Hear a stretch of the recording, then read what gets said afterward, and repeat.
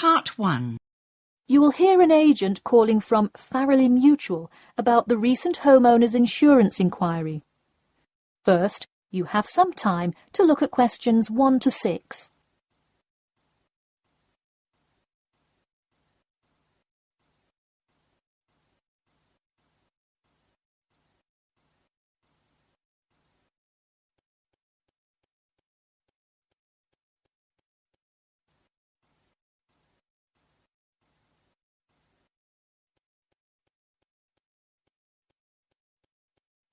Listen carefully and answer questions 1 to 6. Hello. Yes, I'd like to speak with Janet Evans, please. Speaking. Hi, Miss Evans. This is Jim Rodriguez, calling from Familiarize Mutual about your recent homeowners insurance inquiry. Yes, hi. Thanks for returning my call. My pleasure. I understand you are potentially interested in insurance for a bungalow located a bit out of town. Could you give me the address? Sure, it's 49 Greenway Court. Greenway is one word. Thank you. All right, and would you prefer to be contacted via email or phone? Either one is fine. Maybe try emailing me first, and as an alternative, I can give you my phone number. Great, and what is your email address? pk2@cat.com. Did you say cat as in the animal? Yes, it is the acronym for the construction company I work for. I'm sure you've seen them around. Yes, I have. And could you give me your primary phone number and the best time to reach you? Sure. The number is 020-4251-9443. I am generally unable to answer my phone at work, but any time after 5:30 p.m. is fine. I will make a note of that here. Now, I'm going to ask you a little bit about property itself, so we can make an accurate estimate of the cost of insuring your home. Could you tell me the size of your house? Well, I don't have the exact measurements, but I'm pretty sure it's right around 80 square meters. Should I measure it and call you back later? No, that's completely all right. I'll write 80 square meters for now to get the estimate, and then an agent will come get the exact measurements later on if you decide to purchase our insurance. Okay, great. And what material is your house made of? For example, wood, brick, stucco? It's mainly brick. Great. That will give you a lower rate than most of the materials, since it is so strong. Wonderful. And do you have any sort of home security, Miss Evans? We don't have a fence or anything yet, but we have an alarm system that we use regularly. Good. Before you hear the rest of the conversation, you have some time to look at questions 7 to 10.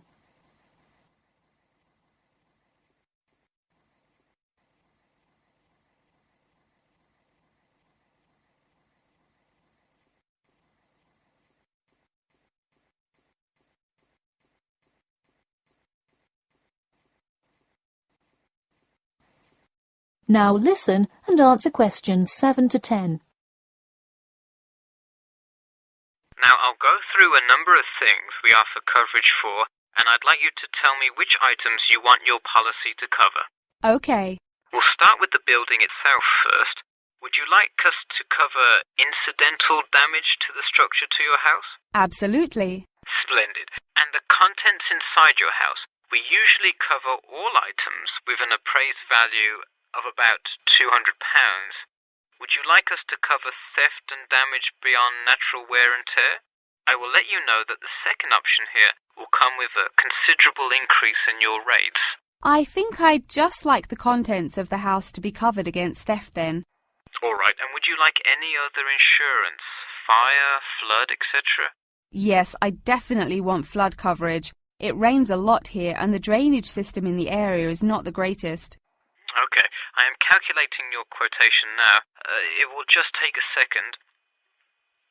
It looks like your annual insurance rate will be £148.30. Thanks, that seems somewhat reasonable. I would like to take some time to think about it. How long does it take to begin receiving coverage after signing up? It depends on the time of year. It can take anywhere from 2 to 6 weeks. I would say if you sign up by July the 1st, you could start your coverage by August the 1st. I see. Okay, thanks for your help. Should I call you back at this number when I have made my decision?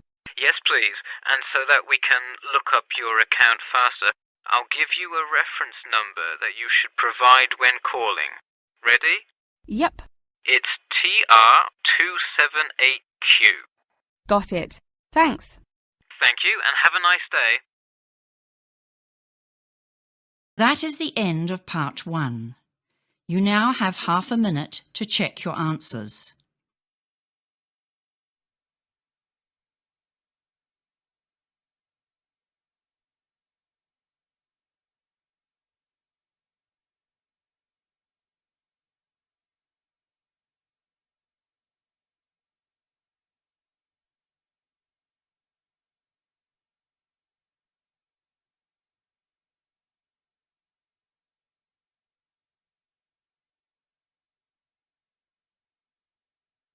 Now turn to part 2. Part 2. You will hear a talk about a pool and outdoor venue created by some people. First, you have some time to look at questions 11 to 14.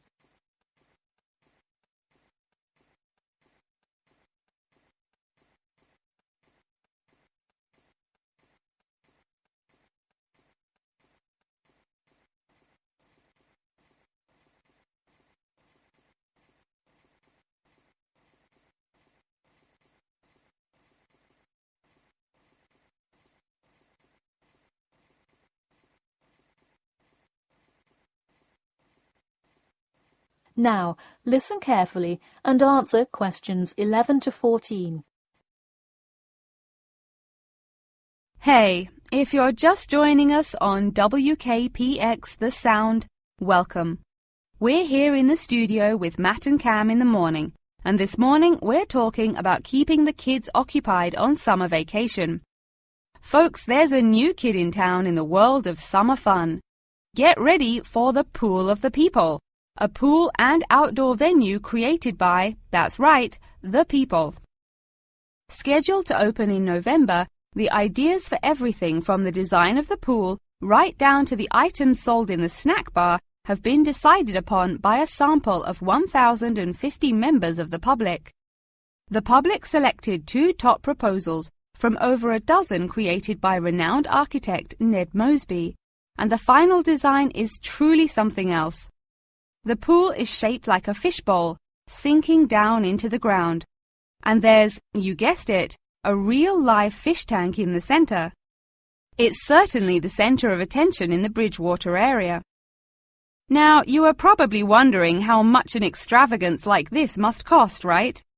Well, have no fear. At just £15 for adults and £10 for kids, it's an affordable way to entertain the kids in those dog days of summer. The only problem now is the possibility that it will in fact become too popular. The pool is only so large, so swarms of people coming to enjoy it may cause quite a crowd in its first summer of opening. There will be an opening party for a select audience, and in line with the pool's mission, the people have decided on all the arrangements.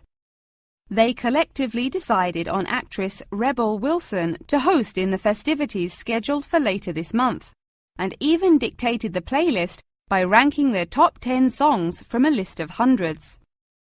There is some discrepancy, however, on the sculpture design for the foyer at the entrance.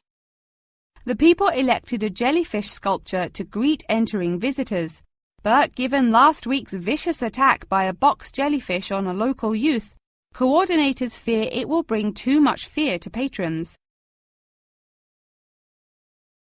Before you hear the rest of the talk, you have some time to look at questions 15 to 20.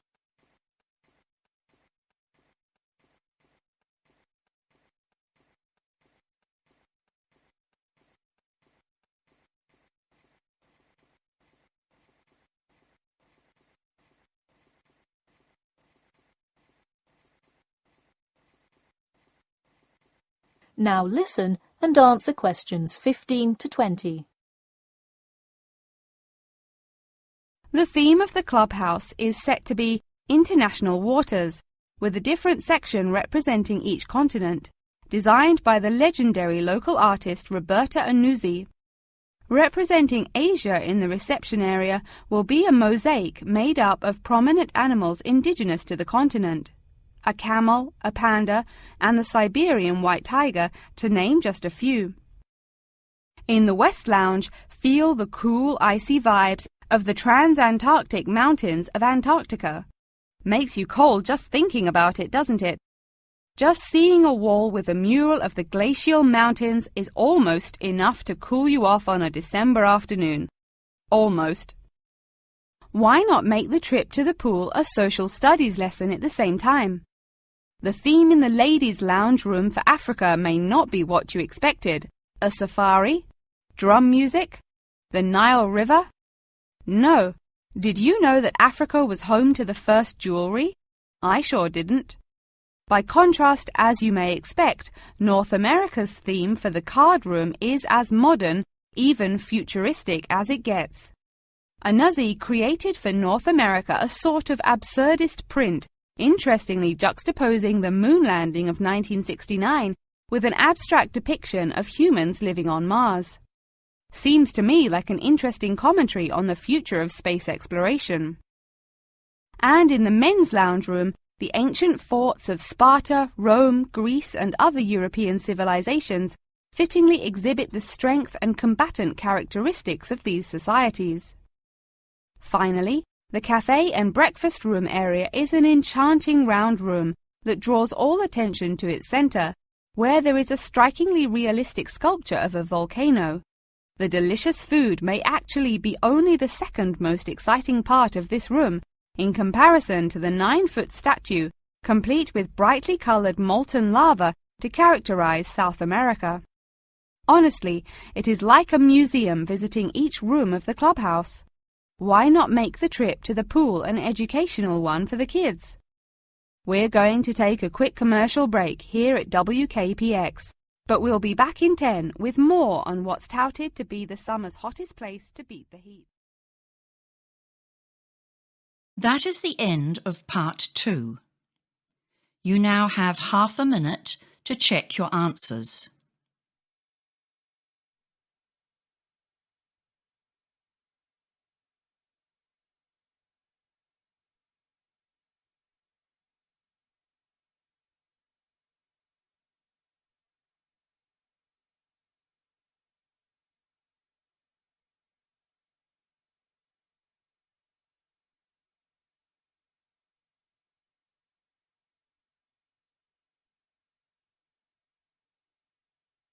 Now turn to part 3. Part 3. You will hear 2 students called Jimmy and Kathy talking to their tutor about the current research paper. First, you have some time to look at questions 21 to 25.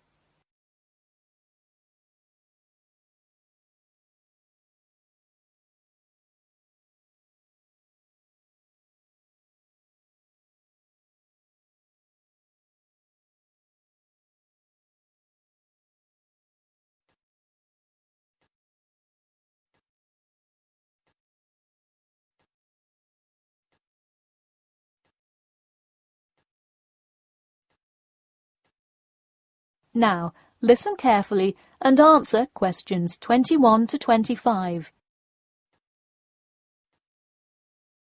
Before we start, Jimmy and Kathy, thanks for coming in today to talk about your current research paper. Well, I will also give you some suggestions for your future presentation later. That's great. OK, I've read the introductory chapter, and so far I like where you're going with your research, you two. Thanks. What did you think of the procedure section? I haven't got there yet. I'll get to that and the results and discussion section in a bit. Oh, if you haven't read the rest, are you just saying you like the introduction? No, the layout is really well done. You have each section clearly marked and have the header and footer perfectly formatted. And your title page is right on the money. A lot of students have trouble with that one. To be honest, we did refer a lot to the example we received in class. That's good to do for spacing and layout, as long as you're not also copying the information. The background information is a little sparse, though. You may want to add to it. You think so? I was more worried about whether I had enough data. You definitely need more background information. I would think about finding some more online articles or doing more research in the campus library. That's a good idea. We can go tomorrow. I find it too tough finding the subject matter in the online journal database. I also like being able to flip through the physical journal as opposed to trying to scroll down on a computer.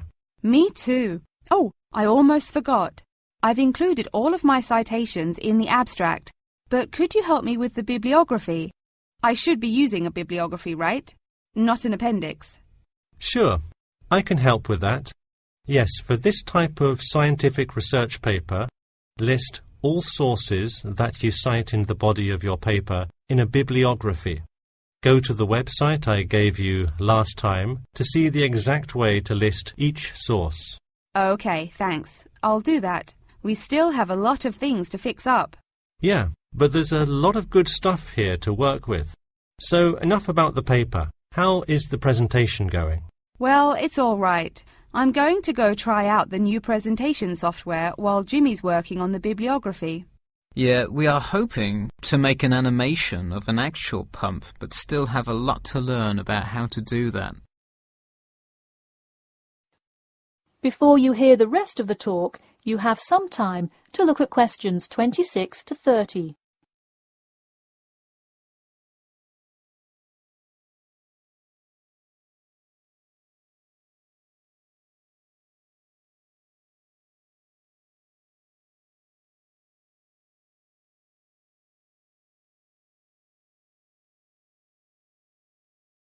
Now, listen carefully and answer questions 26 to 30. Who would have thought before we started this project that we would be able to recreate the motion of a pump? This stuff is just so interesting. So glad to hear it. Yeah, I am glad I took engineering this semester. I would definitely like to keep up with it.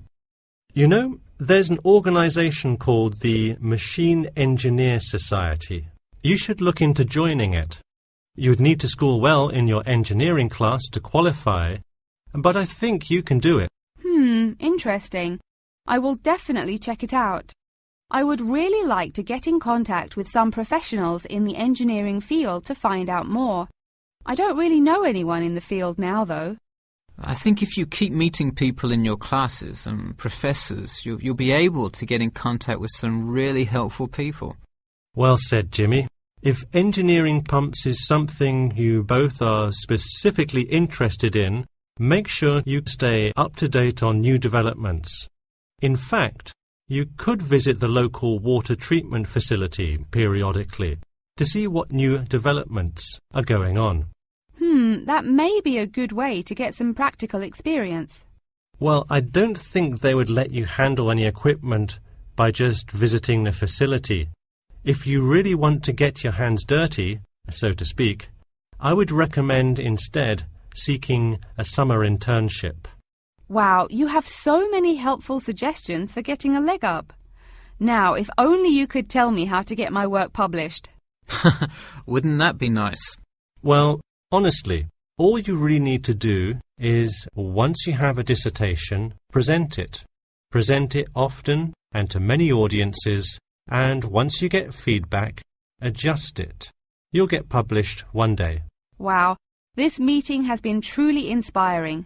Thanks for your help. That is the end of part 3. You now have half a minute to check your answers.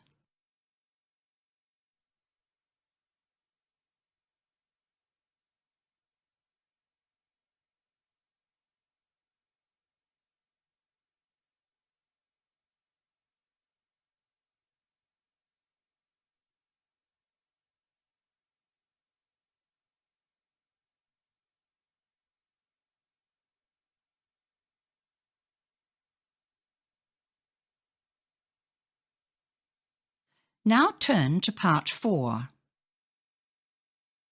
Part 4.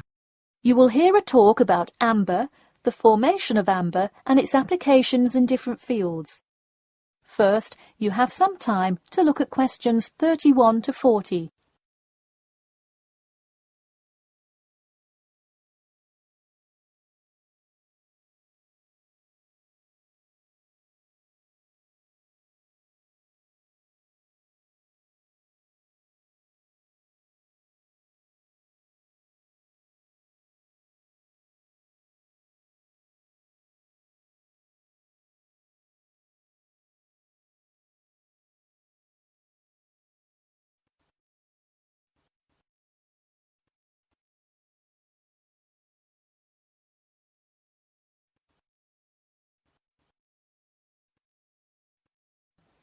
Now, listen carefully and answer questions 31 to 40. Tonight I'm going to present an overview of the research on amber. Okay, I'll start by giving a brief introduction about amber, then talk about the formation of amber, and then describe amber's applications in different fields. First of all, what is amber? Amber is not a stone, but is ancient fossilized tree resin, which is the semi-solid amorphous organic substance secreted in pockets and canals through epithelial cells of the plant. And why is resin produced? Although there are contrasting views as to why resin is produced, it is a plant's protection mechanism. The resin may be produced to protect the tree from disease and injury inflicted by insects and fungi. Amber occurs in a range of different colors. Besides the usual yellow, orange and brown, other uncommon colors are also associated with it. Interestingly, blue amber, the rarest Dominican amber, is highly sought after. It's only found in Santiago, Dominican Republic. There are several theories about what causes the blue color in amber. The most common one links it to the occurrence of volcanic dust that was present when the resin was first pressed out from Hymnaea protera millions of years ago. At this point, you might be curious about how amber is formed. Molecular polymerization resulting from high pressures and temperatures produced by overlying sediment transforms the resin first into copal. Sustained heat and pressure drives off terpenes and results in the formation of amber. Copal, that I've just mentioned, is also a tree resin, but it hasn't fully fossilized to amber. More generally, the term copal describes resinous substances in an intermediate stage of polymerization and hardening between gummier resins and amber.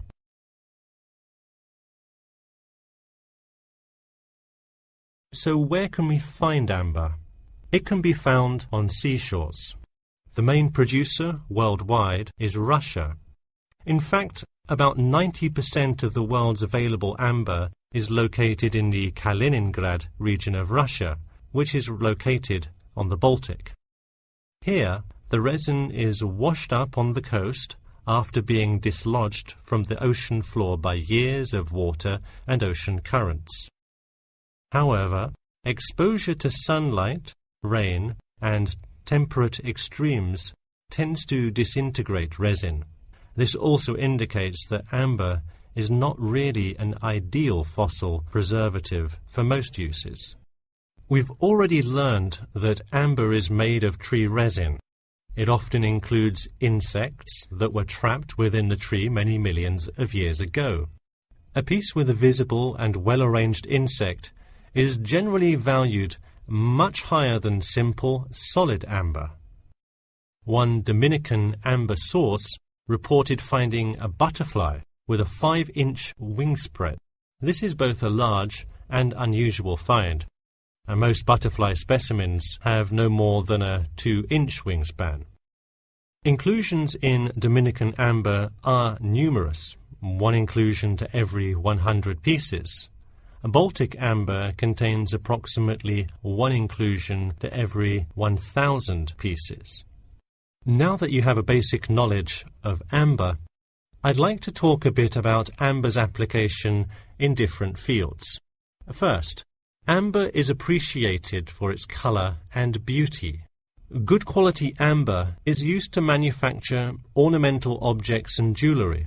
For instance, using a variety of exclusive, first-class quality natural Baltic amber with silver to make natural amber jewellery. But due to the biodegradation of amber fossils, people with amber jewellery have to take special care of it to ensure that the amber is not damaged. It was previously believed that amber worn on the neck served to protect one from diseases of the throat and preserved the sound mind. Callistrate, a famous doctor in the Roman Empire, wrote that amber powder mixed with honey cures throat, eye, and ear diseases, and if it is taken with water, eases stomachache. While the mystery around that use of amber has not been cleared, one thing is sure: it will help effectively to defeat small malaises. Amber has even been used as a building material. Amber created the altar in St. Brigida Church in Gdansk, Poland. In St. Petersburg, Russia, the walls of the famous Amber Room were lined with intricate carvings and inlaid designs. This palace room is being reconstructed from photographs and can be visited at the Catherine Palace, located in the town of Tsarskoye Selo. And finally, the fourth use of amber is that... That is the end of part 4. You now have half a minute to check your answers.